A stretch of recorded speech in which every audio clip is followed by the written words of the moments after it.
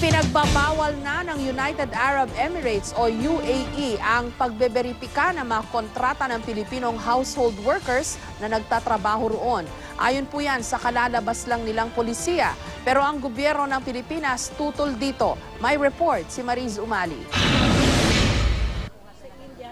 Namomroblema ngayon si Lucy Sermonia, may-ari na isang placement agency na nagpapadala ng mga household service workers sa United Arab Emirates. Nakahanda na raw ang mga papeles ng mga aplikante niya para makapagtrabaho sa UAE. Pero dahil sa bagong polisiyang ipinatupad ng gobyerno ng UAE, simula ngayong Hunyo, hindi muna mapoproseso ang kanilang mga dokumento. Ngayong buwan lang nagdesisyon ng UAE government na ipagbawal na ang pagbeberipika ng mga kontrata sa mga household worker mula sa ibang bansa, kabilang ang Pilipinas. Ibig sabihin, hindi na raw kailangan dumaan at magbigay ng impormasyon sa ating labor office ng mga employer na gustong kumuha ng Pinoy domestic worker. Taliwas ito sa patakaran ng Philippine Overseas Employment Administration o POEA na iproseso lamang ang deployment ng household worker kapag beripikado na ang mga kontrata nito. Sa pamamagitan kasi ng pagbeberipika ng kontrata, masisigurong makakakuha sila ng minimum na $400 sa sweldo kada buwan.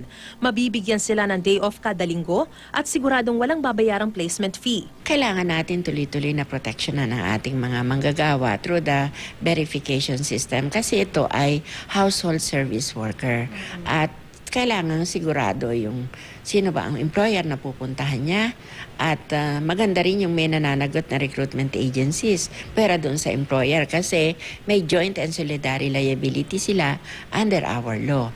Maraming hindi na makakapunta sa United Arab Emirates, lalo na yung mga nasa pipeline na mayroon ng mga visas dahil sa bagong polisiya na ito. Hindi na matutupad yung pangarap nila na makapagtrabaho sa bansa ng United Arab Emirates.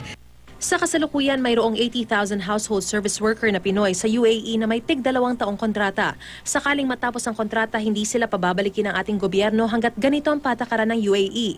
Pero ang mas kinatatakutan ng DOLE, ang posibleng paglala ng human trafficking dahil sa ganitong polisiya ng UAE. Sa ngayon, walang deployment sa kanila at wala ring hiring.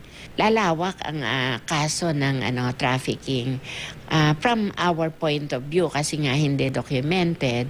So, posibleng ang gagamitin nila yung kanilang visit visa. Nagpulong na ang mga ahensya na nagpapadala ng mga household workers sa UAE para pag-usapan ang problema. Nagpadala na rin ng note verbal si Secretary Baldos sa UAE para ipahayag ang kaniyang posisyon.